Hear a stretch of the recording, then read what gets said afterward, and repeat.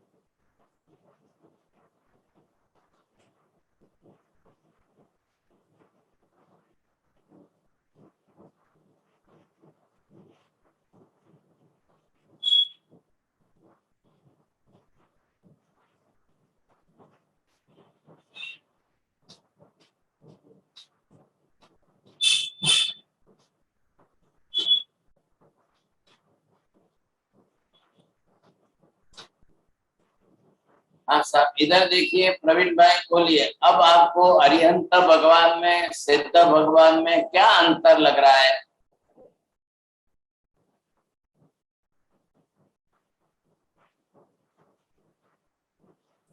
हाँ साहिब जी, सिद्ध भगवान अशरीरी है, अरिहंत भगवान शरीरी भगवान है। आप अपने हिसाब से बोल रहे हो, मैंने यहाँ ब्लैक बोर्ड पर डायग्राम देख करके बोलने के लिए कहा है। दीपक भाई बोली सकशो? સિદ્ધ ભગવાન સર્વગુણ સંપન્ન છે. અરિહંત ભગવાન માં 4 ગુણ છે. बोलो किंतु भाई बोलो।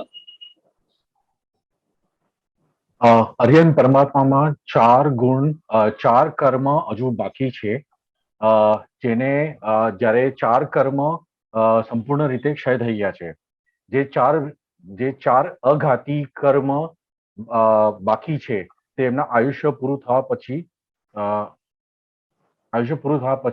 જ્યારે સિદ્ધ બનશે, જ્યારે એ કર્મ પૂરા થશે ત્યારે અરિહંત ભગવાન સિદ્ધ બનશે. हाँ जी, अभी आप देख रहे हैं सिद्ध का स्वरूप जो जिस प्रकार का जैसा यहाँ पर है, और ये अरिहंत भगवान का है। अभी इतने भाग में तो चारों घाती कर्म का क्षय हो गया, इतने अंश में वो सिद्ध के साथ बिल्कुल समानता रखते हैं, लेकिन ये शेष 4 अघाती कर्म अभी इनके बाकी है। अघाती कर्म के साथ साथ शरीर है। अब अरिहंत भगवान के अंदर इधर देखिए आप, ये जो नाम कर्म की प्रकृति के अंदर विशेष रूप से, अब ये क्या है? ये तीर्थंकर नाम कर्म की पुण्य प्रकृति है।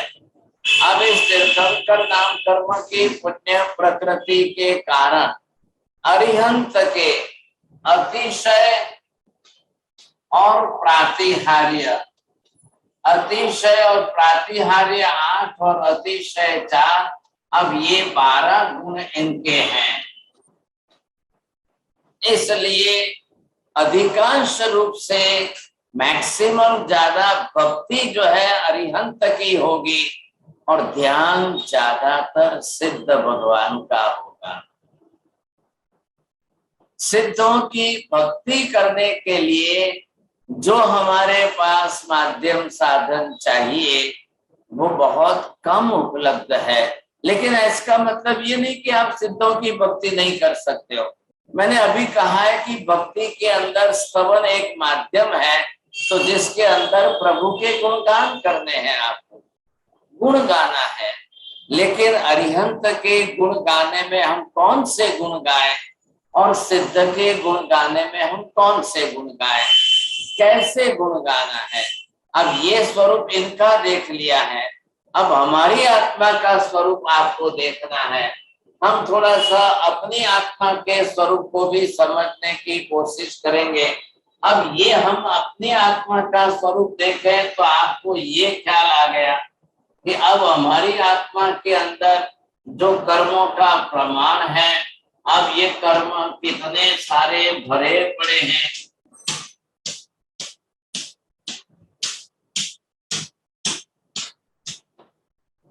हाँ जी, इधर देखिए, ये मैंने किसका किया है? भक्त का किया है। अब भक्त अपने आप में कौन है, कैसा है? हम सभी भगवान के भक्त हैं। हमारा स्वरूप इस समय ये है। ये क्या दिख रहा है आपको? ये हमारे सब अपने कर्म जो है, अब सब कर्म से हम भरे हुए हैं। कर्म को हम यहाँ दोष के रूप में देखेंगे तो ये कर्म हमारे क्या हो गए? ये दोष के रूप में हो गए। और भगवान के अंदर ये क्या हो गए? गुण के रूप में हो गए। सिद्ध भगवान के अंदर भी क्या हो गए? ये सब गुण के रूप में हो गए।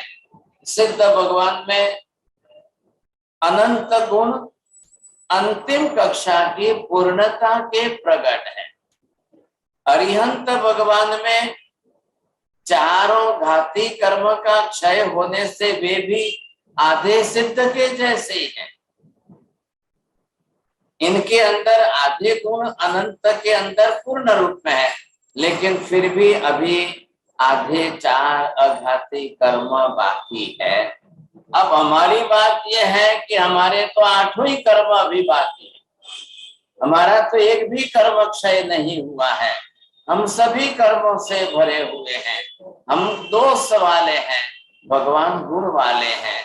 ऐसे गुण वाले गुणी की भक्ति की जाए।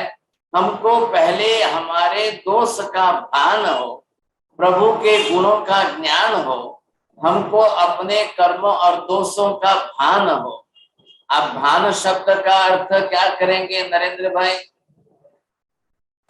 भान माने जानकारी, मेरी जानकारी में। बस भान शब्द भी भानु, भानु मतलब सूर्य, अब उससे भान मतलब प्रकाश। मुझे भी मेरा ज्ञान तो होना चाहिए कि नहीं? मने मारू भान थवू चाहिए। मैं भगवान को देखूंगा तब मुझे पता चलेगा कि मैं कैसा। जब आप दर्पण के समक्ष जाकर के अपना चेहरा देखोगे, आप क्या देखते हो? आप दर्पण को देखते हो कि दर्पण में अपना चेहरा देखते हो? दो में से आप क्या कर रहे हो? बोलिए ज्योति बहन। दर्पण में अपना चेहरा देखते हैं। आप दर्पण देखते हो कि नहीं? दर्पण देखते हैं। दर्पण देखते हो। दर्पण देखने का लक्ष्य है कि दर्पण में अपने आप को, खुद को देखने का लक्ष्य है। कांति भाई शू करो छो बोलो? आप मिरर, जस्ट मिरर, जब सामने दर्पण है, आप दर्पण को देखने जाते हो कि दर्पण में अपने आप को देखते हो? और देखते क्यों हो? मिरर एक साधन है जिस द्वारा अपने आप का रूप देखना चाहते हो। चलो बस तो यही बात है। यहाँ पर जिन प्रतिमा, it is just like the use and big mirror. If the mirror is neat and clean, then you can see your face in mirror neat and clean. But if the mirror is clean, but your face is not clean, then if mirror is not clean, but your face is clean, then mirror and face both are clean then, and mirror and face both are not clean then. 4 भंग में से आपको कौन सा समझ में आ रहा है? बिना बहन बोलो। मिरर, हाँ जी महाराज सर। मिरर और face. Mirror is clean, face is clean. Mirror is not clean, face is clean.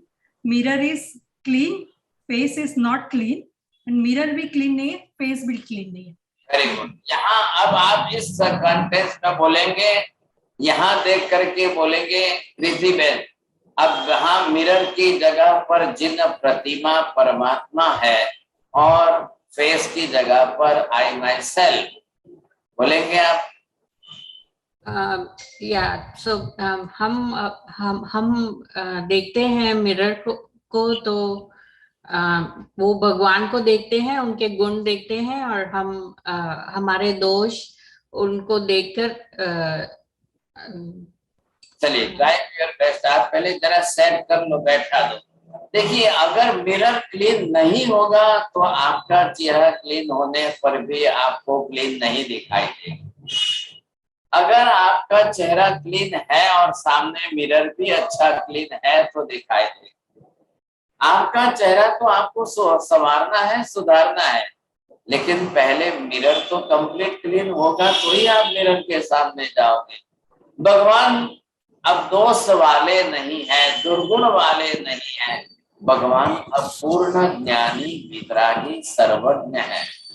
जो परिपूर्ण है वही परमात्मा है, सर्वगुण संपन्न है वही परमात्मा है। किसी भी गुण के विषय में अधूरे हैं वो भगवान नहीं है। हम अधूरे हैं, हम अपूर्ण हैं, हम दोष वाले हैं। परमात्मा गुण संपन्न है, इसलिए हम भक्त हैं और हमको भक्ति करनी है। और ये भगवान है, भगवान की भक्ति करेंगे हम। इधर देवी देवताओं की उपासना की बात नहीं है, अन्य किसी की उपासना की बात नहीं है। वो इस लेवल के नहीं है, वो इस कैटेगरी में नहीं आते हैं, वो सर्वगुण संपन्न नहीं है। देवी देवता ऐश्वर्य संपन्न है, सुख संपत्ति की साधन सामग्री वाले हैं, भगवान सर्वगुण संपन्न है। बस फर्क ये है, यहाँ पर ये ध्यान में लीजिए। इसलिए हम सर्वप्रथम लक्ष्य दे रहे हैं परमात्मा। पहले आपने ये देखना है इन दोनों के बीच में, हमारे और भगवान के बीच में क्या समानता है या क्या समानता नहीं है। मैं यहाँ पर दो शब्द लिख रहा हूं और दोनों के अंदर के शब्द की समानता किसमें कैसी है ढूंढ के निकालना आपको है। अब आप ये देखेंगे यहाँ पर जिनको हमने ये नाम दिया है, नामकरण किया है, अब ये है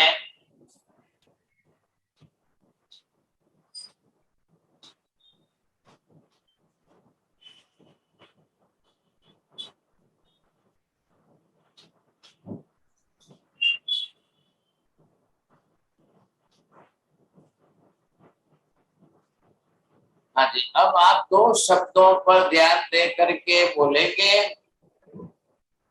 बोलिए। मालती बहन शाह बोलना है आपको। पारुल बहन इधर देखिए। अब ये शब्द और ये शब्द, what is common between two? आत्मा। Very good. हाँ, अब इन दो शब्दों के अंदर ये शब्द यहाँ पर जो है, इसके अंदर और इसके अंदर, दोनों के अंदर आत्मा शब्द इज कॉमन, लेकिन the adjective is totally different. अब दोनों के एडजेक्टिव जो अलग अलग है, इसमें क्या एडजेक्टिव लगा हुआ है? परम। और इसमें क्या एडजेक्टिव लगा हुआ है? कामन। अब इसमें से आपको ये शब्द और इसका एडजेक्टिव, अब दोनों के मीनिंग बोलना है। बोलो पारुल बहन, बोल सो। जी, परम એટલે આપણે પૂજનીય અને આપણે ભગવાનને કહીએ પરમ એવી રીતે, અને પામર એટલે એકદમ દરિદ્રતાપણું અનુભવ કરવાનું ભગવાનની સામે। चलो 18 नवकार के नाम नरेंद्र भाई बोलिए। Means supreme. हाँ, वेरी गुड। और पामर मीन्स सांसारिक। अभी तक दोष है उसमें।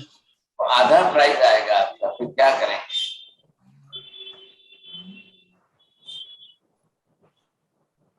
प्रज्ञाबेन शाह बोलो।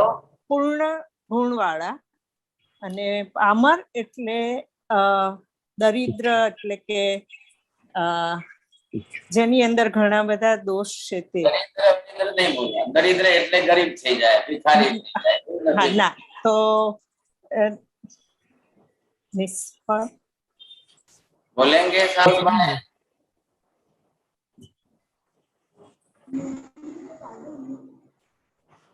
પામર એટલે તુચ્છ। Very good. हाँ, परम એટલે परम गुण वाला। परम का शब्द तो जो इन्होंने नरेंद्र भाई ने बोला बहुत अच्छा है। बिल्कुल सुप्रीम, लास्ट कक्षा के, परिपूर्ण, बिल्कुल। अब जो है बस इसके ऊपर कोई कक्षा नहीं है। समुच्च। हाँ, सर्वोच्च कक्षा के, लेकिन उतना ही नीचे हमारे में आई। अपने लिए पामर शब्द है, ये परम शब्द है, लेकिन हे भगवान, मैं भी तो आपके जैसी आत्मा तो हूं ना। मैं परम नहीं हूं, ये बात सही है, लेकिन मैं भी आत्मा जरूर हूं। आप भी एक आत्मा हो, मैं भी एक आत्मा हूं। देखिए, ध्यान समझिए। आप मंदिर जाओ तो भी उद्देश्य ये है, दर्शन करो तो हेतु ये है, पूजा करो तो हेतु ये है, और स्तवना भक्ति करो तो भी उद्देश्य वही है। फिर जहां पर ध्यान में जाओगे तब भी वही है। अब ध्यान एक ऐसी प्रक्रिया होगी just for to create the magnetic force inside. How to create that magnetic force inside? When we साहब, परम को आप संपूर्ण कह सकते हैं। जब हम देख रहे हैं कि परमात्मा के अंदर सर्वगुण है, अनंत गुण है, परिपूर्ण है, अब हमारे अंदर वो मैग्नेटिक फोर्स तैयार करना है कि हम अंदर भगवान से ये गुण हमारे में अंदर ले सकते हैं, खींच सकते हैं कि नहीं था, ये हमको देखना है। तो ये हमारा प्रयत्न, ये हमारा पुरुषार्थ होना चाहिए। अब यहाँ पर ये कक्षा हमारी है, वो काम हमको मेडिटेशन में करना है। और यहाँ पर हमको ये काम क्या करना है, अभी मेडिटेशन नहीं है तो भक्ति के अंदर भगवान के गुणों को देखते हुए गान करिए, गाइए और अपने दोष दुर्गुणों का अनुभव करिए। अब जिस तरह से आप ये अनुभव कर सकते हो, अब आप कंपैरिजन करोगे। क्यों कंपैरिजन करना है? मैं भी आत्मा हूँ, आप भी आत्मा। अगर पहला इतना ही बोध हो जाए, I myself is also similar like you and you are also similar like me, so there is no difference between two. द्रव्य स्वरूप से आत्मा में, आत्मा द्रव्य स्वरूप से भगवान में और भक्त में कोई फर्क नहीं है। पर्याय भेद में फर्क पड़ रहा है। भगवान की आत्मा सर्वगुण संपन्न परिपूर्ण बन चुकी है। मेरी आत्मा अभी तक किसी भी गुण से परिपूर्ण संपन्न नहीं हुई है, इसीलिए मैं आपकी भक्ति कर रहा हूँ। मैं जिस दिन परिपूर्ण संपूर्ण आपके जैसा हो जाऊंगा, फिर मैं आपकी भक्ति नहीं कर पाऊंगा। इसलिए आज ही मुझे आपकी भक्ति करने का परम सौभाग्य प्राप्त हो रहा है। ये है स्तवना करने के पीछे का मुख्य हेतु। आप बेसिक चीजें समझ लेना।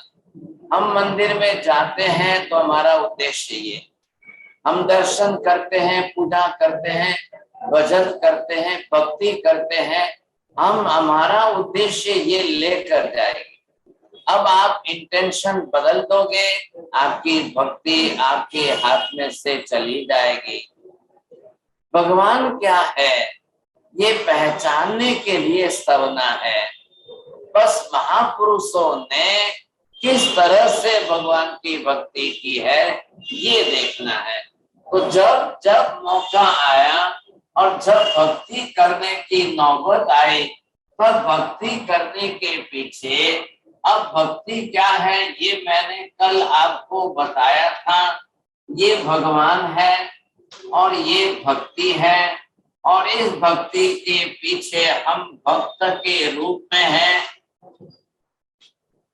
So the devotion, it is just like the bridge between the devotee and the God. अरे ये बात समझ में? कांति भी बोलो, रिपीट करो।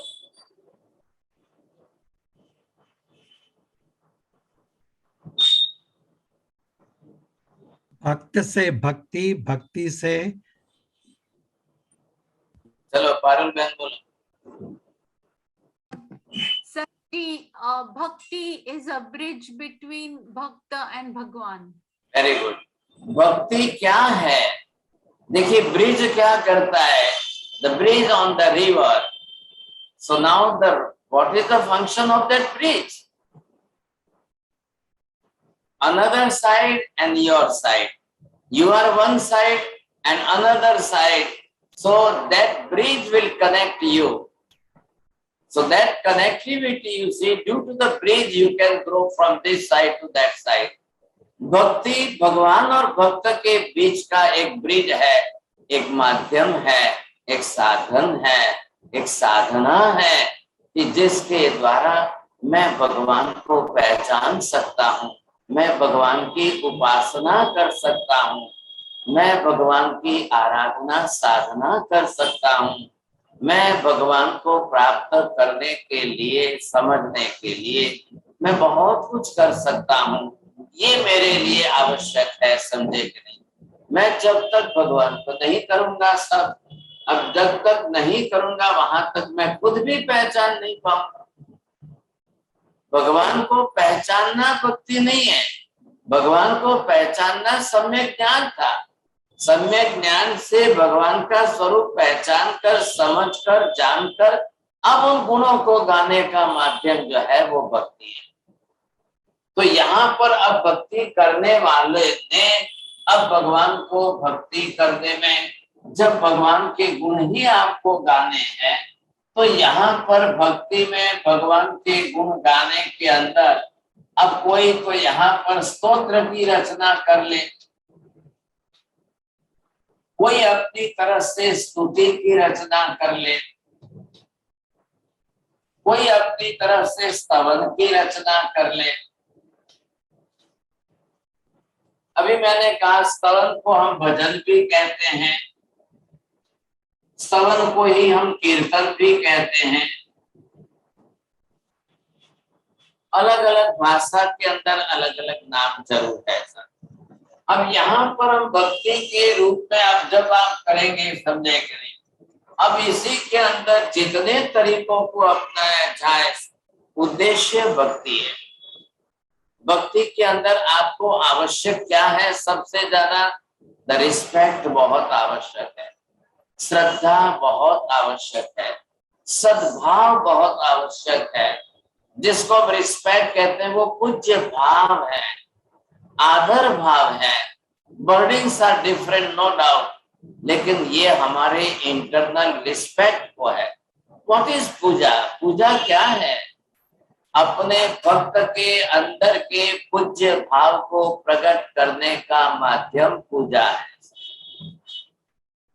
हम क्यों जाते हैं, क्यों पूजा करते हैं ऐसा, तो क्यों भक्ति कर रहे हैं हम? तो यहाँ पर सबसे आवश्यकता इसकी है। अब हुआ ये कि ऐसी भक्ति करने के पीछे अगर कोई स्तोत्र की रचना करे, कोई स्तुति की रचना करे, सबके अंदर एक ही बात है।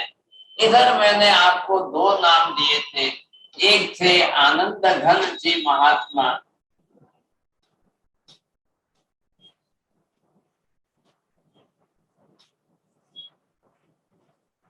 दूसरे हैं देवचंद्र जी महात्मा। दो महात्मा ऐसे हुए कि वैसे देखो मैंने कल भी बात की थी, हजारों महात्मा हुए, हजारों महात्माओं ने अपने अपने हिसाब से स्तवन की रचना की है, लेकिन ये महात्मा ऐसे हुए हैं कि इनको दोनों को हम यहाँ पर जो है ये अवधूत योगी का नाम भी देते हैं। इनको एक शब्द ये लगाया है, दूसरा एक शब्द लगाया है अध्यात्म योगी।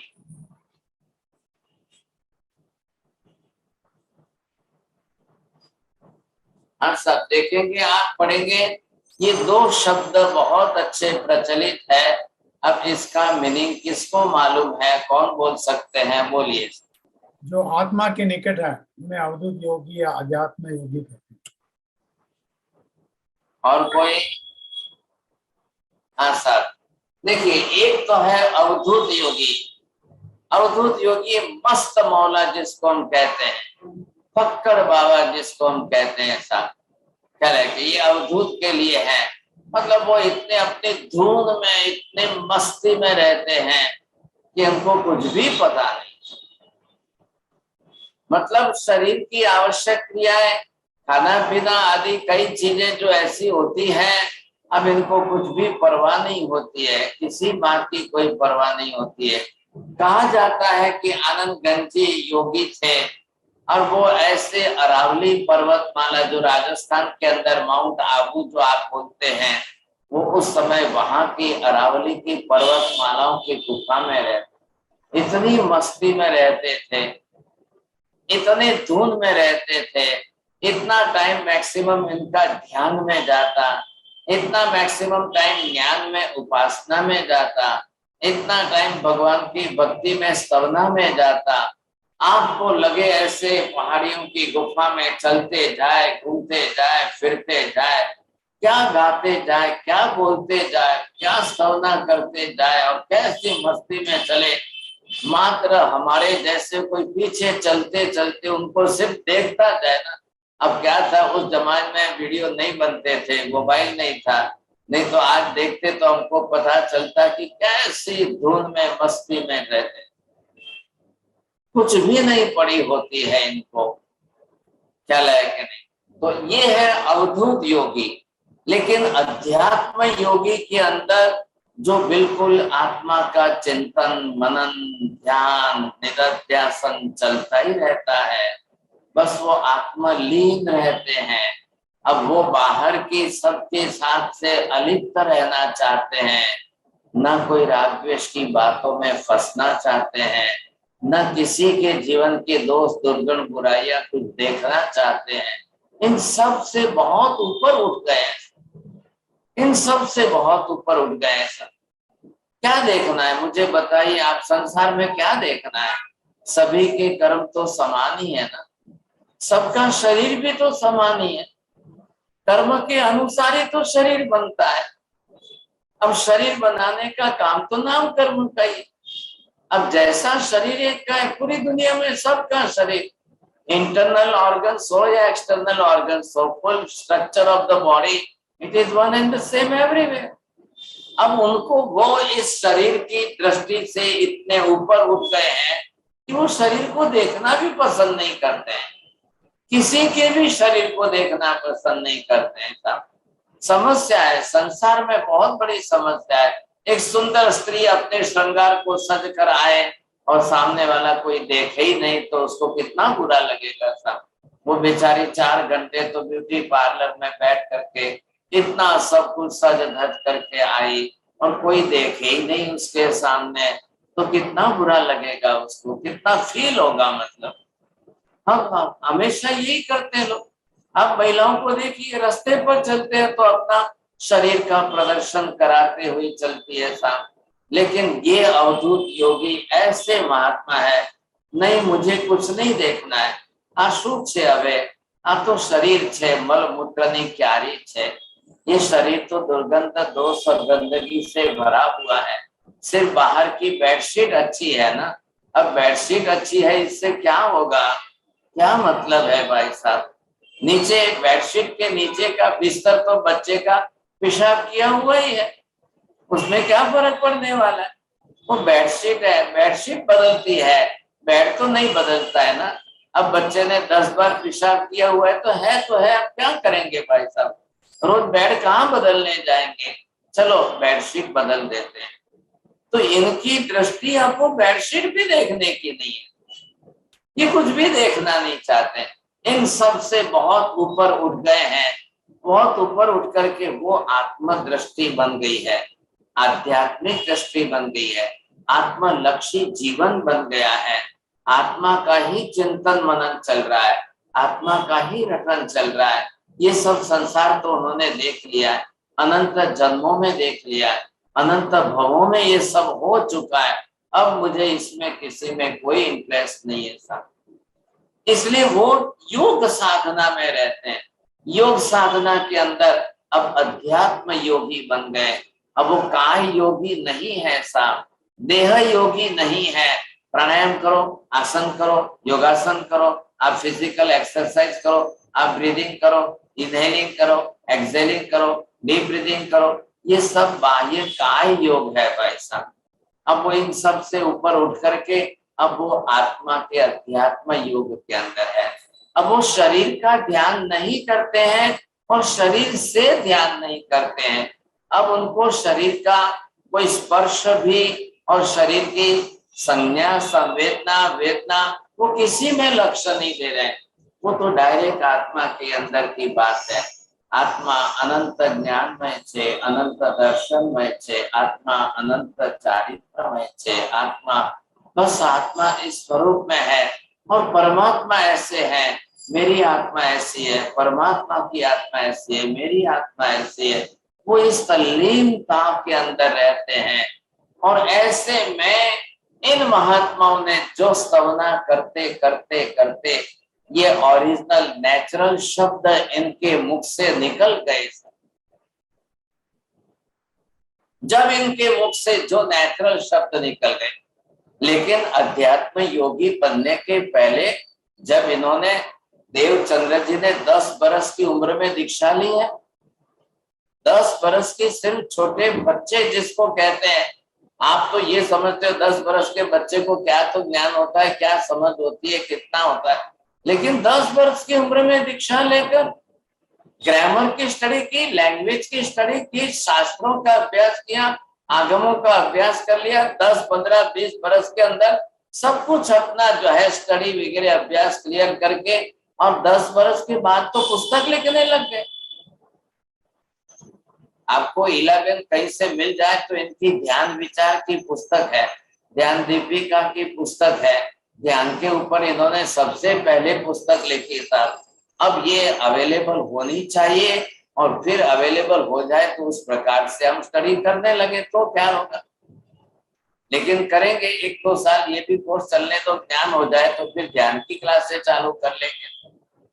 अब आज तो सब कुछ खिचड़ी तो साथ में नहीं हो सकती है, बिना ज्ञान के तो ध्यान भी तो नहीं हो सकता है सर। तो ये महात्मा अभी इनको कहते हैं आशु कवित्व शक्ति वाले, आप समझ रहे हैं साहब। तो कैसे आशु कवित्व मतलब क्या बोलते हैं? शीघ्र कवित्व शक्ति, जो सोचते जाए, विचार करते जाए, वो काव्य के रूप में, कविता के रूप में मुंह से प्रकट होते जाए। ये दोनों अवधूत योगी ऐसे शास्त्रों के अभ्यास वाले हैं, आगमों के अभ्यास वाले, जिसको हम कहते हैं कि आगमों का इन्होंने दोहन कर लिया है। दोहन शब्द समझते हैं गुजराती में, जेने कहेवाय के वलोणु करी लीधु छे। जब आप दूध में से दही बन जाए, दही से छाछ बन जाए, और अब मक्खन निकालने के लिए आपको जो है बिल्कुल करना पड़े, उसको कहते हैं दोहन किया है। तो ये आगमों का ज्ञान, शास्त्रों का ज्ञान, तत्वों का ज्ञान, पदार्थों का ज्ञान, ये सब प्राप्त करके अपने आप में ज्ञानी विद्वान बन चुके हैं। लेकिन अब उनको ये पसंद नहीं है। I am not a scholar. The people should not say me that a scholar, the great scholar, the good scholar, the renowned scholar. वो इस लेवल के नहीं है, वो इससे ऊपर उठ करके अब बिल्कुल आध्यात्मिक जगत की बातें कर रहे हैं। तो क्या हुआ, ये गुणगान गाते गाते नेचुरल फॉर्म में इनके मुंह से जो स्तवना शब्द निकल रहे थे वो एक काव्य के रूप में हो रहा था। गुजराती लैंग्वेज थी, गुजराती लैंग्वेज और आनंद गंजी की तो राजस्थानी, दोनों ही राजस्थानी है वैसे, तो कुछ गुजराती राजस्थानी मिक्स लैंग्वेज भी आते थे, और उस जमाने की थोड़ी गुजराती के हिंदी शब्द, हिंदी के गुजराती शब्द, या जिसको उस प्रदेश के उस समय की ब्रज भाषा के शब्द, ऐसे कई शब्द उनकी लैंग्वेज में आते। तो इन्होंने भी, आनंद गंजी ने भी आदिनाथ भगवान से लेकर महावीर स्वामी तक 24 स्तवन गाए। वो लिखने के लिए बैठ करके वो काव्य के हिसाब से शब्द सेटिंग करना ऐसा उनका नहीं था, और हर स्तवन के अंदर अलग अलग जिन्हें गुजराती में देशी कहवाय। देशी એટલે राग की ट्यून जो होती है, वो अब किस राग के अंदर स्तवन बनाना है, वो जिस समय जो नेचुरल फॉर्म में सहज निकल गया वो निकल गया।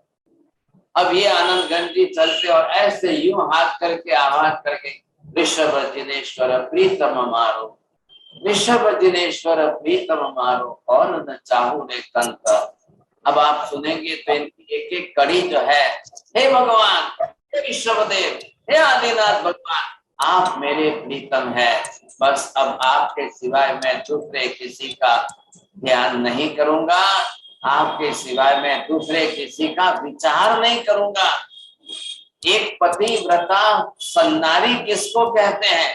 एक बार जिस पुरुष के साथ शादी हो गई, अब वो दूसरे का स्वप्न में भी विचार न करे, वो सती सन्नारी कहलाती है। तो ये कहते हैं, हे भगवान, હું શું અહીંયા તમારી સામે એક સન્નારી જેવો પતિવ્રતા નારી જેવો છું કે નહીં? आओ ने जरा हमारी परीक्षा करो तो खरा। आइए आप मेरी भी परीक्षा करके तो देखो, क्या मैं वैसा पतिव्रता सन्नारी जैसा भी हूं कि नहीं हूं? તમારા જેવા તમને જ માનું છું કે તમારા જેવા બીજાને પણ માનું છો? તમને જ ભગવાન માનું છું કે બીજાને પણ ભગવાન માનું છો? आकर के मेरे अंतर में आप देखो भगवान, अब मेरे अंतर में तुम्हारा सिवाय बीजा कोई नुकसान नहीं और न चाहो रे कंतर, ये इनके शब्द है। तो ये महात्मा कोई कम है क्या? ये महात्मा देवचंद्र जी महात्मा कोई कम नहीं है। मैं तो ये चाहता दोनों की कंपैरेटिव स्टडी कराऊं, भले 2 साल लगे, लेकिन अभी हमने जो है आनंद गंजी का तो सब्जेक्ट नहीं लिया है। इन्होंने भी 24 स्तवन बनाए, इनके नहीं लिए। अब देवचंद्र जी महाराज ने इन्होंने 24 स्तवन जो बनाए हैं आदिनाथ भगवान से लेकर के महावीर स्वामी तक के, इनके 24 स्तवनों का एक टोटल सामूहिक नाम पड़ गया है, वो है 24सी। The name of the book, ग्रंथ का नाम ही है देवचंद्र 24सी। टेक्स्ट बुक यही है और इसी टेक्स्ट बुक के नाम से आप अगर ई बुक के रूप में गूगल पर सर्च करेंगे या ई लाइब्रेरी में सर्च करेंगे तो भी आपको मिल जाएगी। जैन धर्म की ई लाइब्रेरी में भी आपको शायद मुझे मालूम नहीं है, लेकिन मैं बोलता हूँ पॉसिबल है कि मिल जाए, समझे कि नहीं। यहाँ बालकेश्वर में, बंबई में बालकेश्वर में रहने वाले प्रेमल भाई कापड़िया ने बहुत बड़ी मेहनत करके, बहुत कॉस्टली बुक तैयार करके, बड़ी अच्छी प्रिंटिंग करके इतनी मेहनत की, इतनी मेहनत, और वो भी गुजराती हिंदी दोनों लैंग्वेज में। बस मेरे को इतना मालूम नहीं कि is it available on the e library और not, that I don't know, but maybe possibility, समझे कि नहीं, होगी शायद, संभावना है। अब इन्होंने क्या मस्ती से स्तवना बनाई है, कैसे कैसे स्तवन बनाए, और इनके स्तवनों के अंदर इन्होंने किन प्रकार के शब्दों का प्रयोग किया है। ऋषभ जिनंद सुप्रीतड़ी, हे भगवान आपके साथ प्रीति प्रेम किम कीजे हो कहो चतुरस।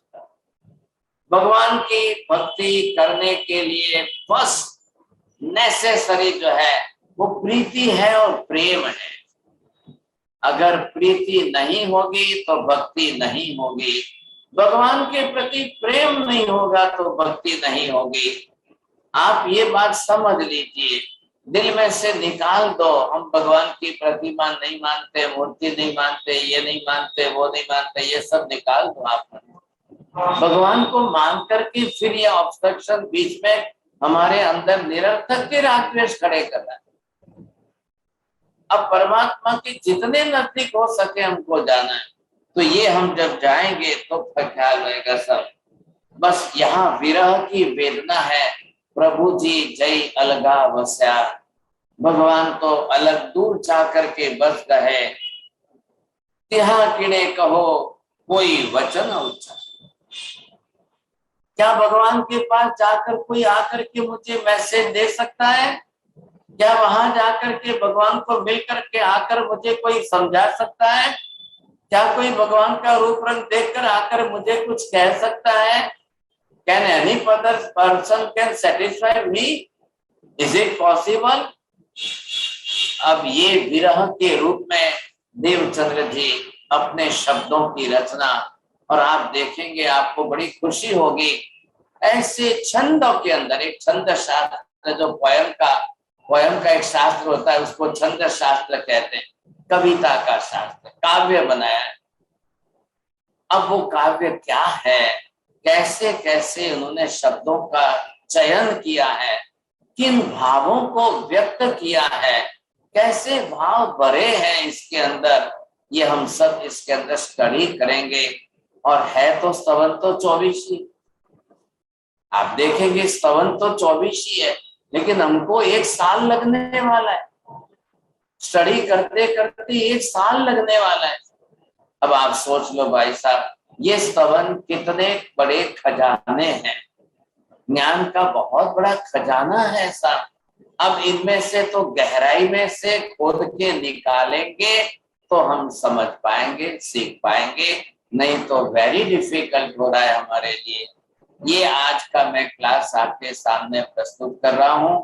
थोड़ा सा अभी तो इंट्रोडक्शन ही चल रही है भाई साहब, अब शब्दों के अंदर, स्तवन के अंदर तो एंटर होंगे, प्रवेश करेंगे, तब उनके अर्थों की गंभीरता, गहनता, रहस्यता और भाव भरा भावार्थ निकालना है, तत्वार्थ निकालना है और शब्दार्थ निकालना है और क्या क्या अंदर से खजाने में से खोज के निकालना है।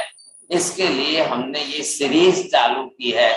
Those who want to ask the questions, if you can just realize few words of your question, बोलिए। महाराज साहब, आपने जो कहा कि भक्ति का नाम आप स्तोत्र कह सकते हैं, स्तुति कह सकते हैं, स्तवन, भजन, कीर्तन, तो क्या इसमें सज्जाए भी कह सकते हैं कि सज्जाए इज अलग? सच्चाई भी गाने की है, लेकिन वो भगवान की नहीं है, वो गुरु की है। बस सब्जेक्ट बदल गया है। ऑब्जेक्ट के अंदर आप ध्यान रखिए, स्तवन, स्तुति, स्तोत्र भगवान के हैं, सच्चाई गुरु महाराज की है। वहाँ गुरुओं के, क्योंकि देव गुरु धर्म तीनों ही तो है, साथ में हमारी श्रद्धा के केंद्र है।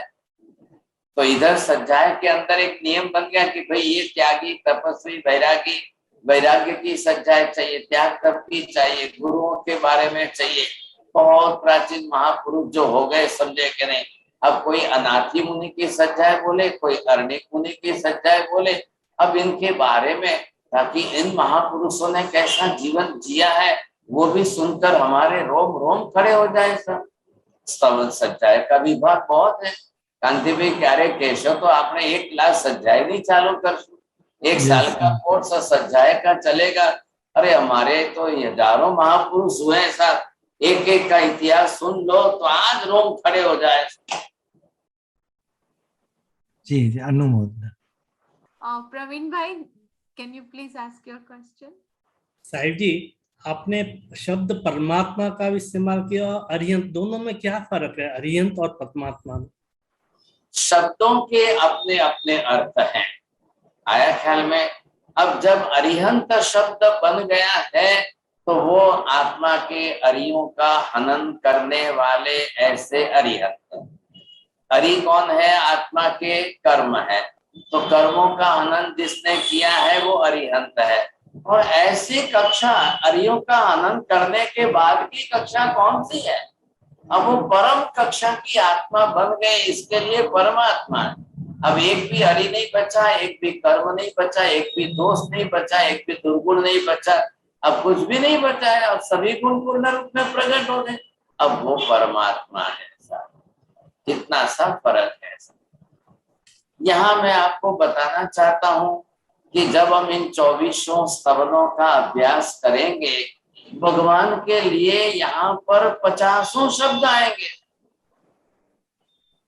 अलग अलग मीनिंग में, अलग अलग रीत से 50 शब्द ऐसे आएंगे कि जो भगवान के लिए प्रयोग में लाए गए हैं। और जब ये आपको जब अर्थ समझ लेंगे तो ख्याल आएगा, क्योंकि यहाँ पर तो जो संचालक है वही टीचर भी है, एग्जामिनर भी वही है। तो पारुल बहन कल जाकर के आपको एग्जाम में प्रश्न पूछेंगे, तब आपको वहां पर ये आना तो चाहिए। आप स्तवन स्तवन शब्द करके इसको लोअर लेवल पर मत ले जाना। मैं वही कहना चाह रहा हूँ कि इतने हायर लेवल के हैं, इतने ऊंचे लेवल के हैं कि आज शायद किसी को एमए में समझाया पढ़ाया जाए ना तो भी शायद कम समझने वाले मिलेंगे। सॉरी, मतलब वंदना में साहब जी, पूज्य वीर विजय जी महाराज जो थे, उसने भी काफी स्तुति और स्तवन लिखे हैं। वो भी आनंदन जी और देवचंद्र जी के जैसे अध्यात्म योगी थे। कौन? वीर विजय जी महाराज। वो अलग दिशा के, उन्होंने जरा पूजा ढाल वगैरह अलग बनाई है, वो भी है, कवि है, नो डाउट, लेकिन इस लेवल के स्तवन उनके नहीं है। तो हमको यहाँ पर पदार्थ निकालने हैं, आध्यात्मिकता का तत्व निकालना है, खजाना है, उनके अलग विषयों पर चल रहे हैं। देखिए, मैंने पहले आपको बताया है, सैकड़ों चौबीसियां हैं, सैकड़ों महापुरुष। अब 2500 साल का काल है महावीर स्वामी के बाद का, और हजारों महापुरुषों ने स्तवनों की रचना की है। अब स्तवनों के कंटेंट्स के बारे में कल मैं आपको बताऊंगा, what type of contents of the स्तवन। अब अलग अलग डिस्कशन हम करेंगे, तब आपको ख्याल आ जाएगा आज तो चलो समय हो रहा है यहाँ पर, लेकिन उनके बारे में वो अलग रूप में कहेंगे अपना। मैंने कल आपको एक नाम और दिया था, यशो विजय जी महाराज, महामहोपाध्याय यशो विजय थे। उनके स्तवन थोड़ी उपमा वाले हैं।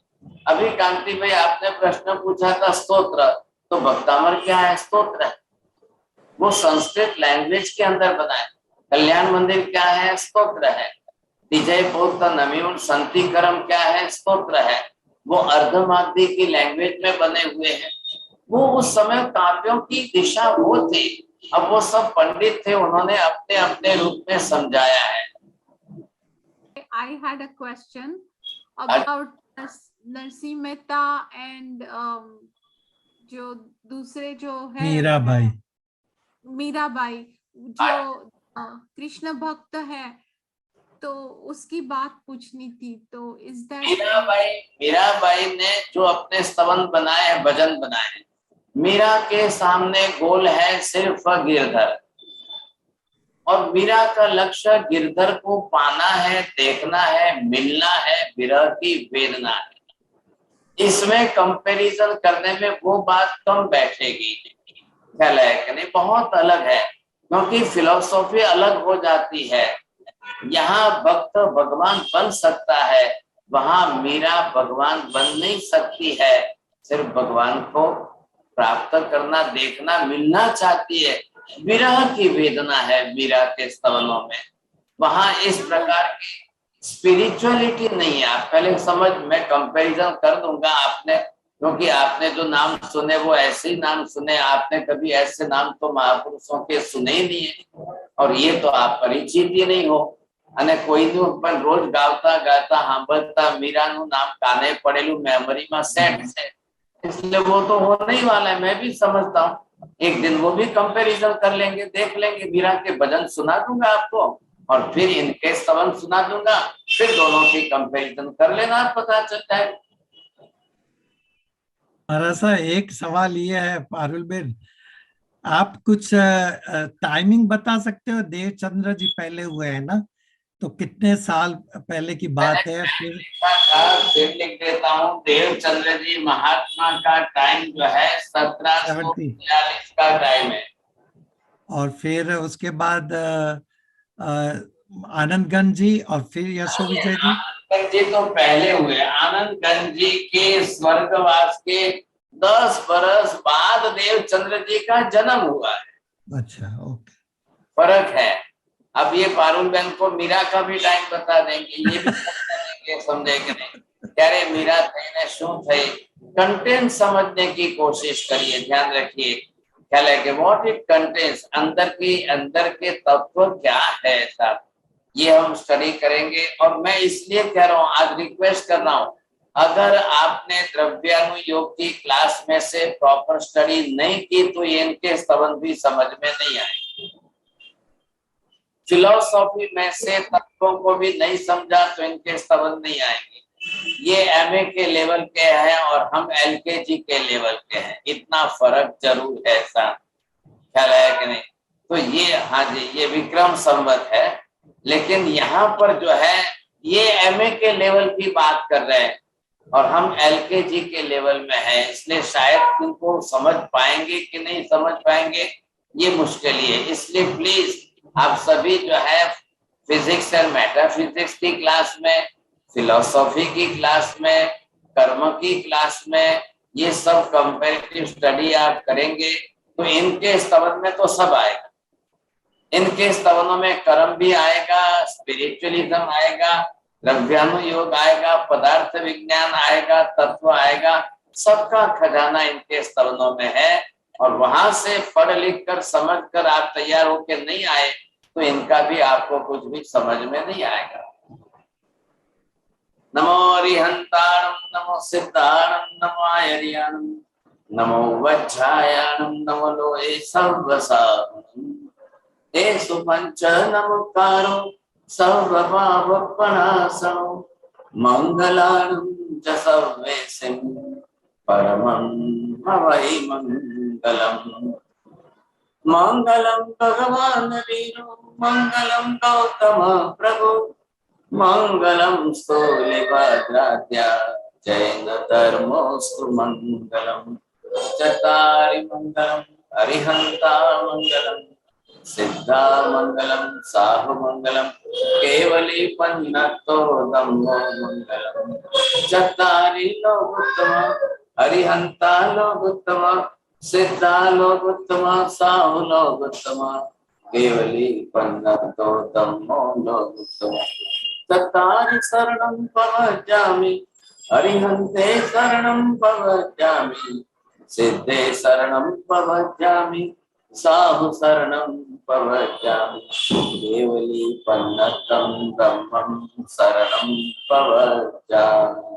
सर्वमङ्गलमाङ्गल्यं सर्वकल्याणकारणं प्रधानं सर्वधर्माणां जयनं जयति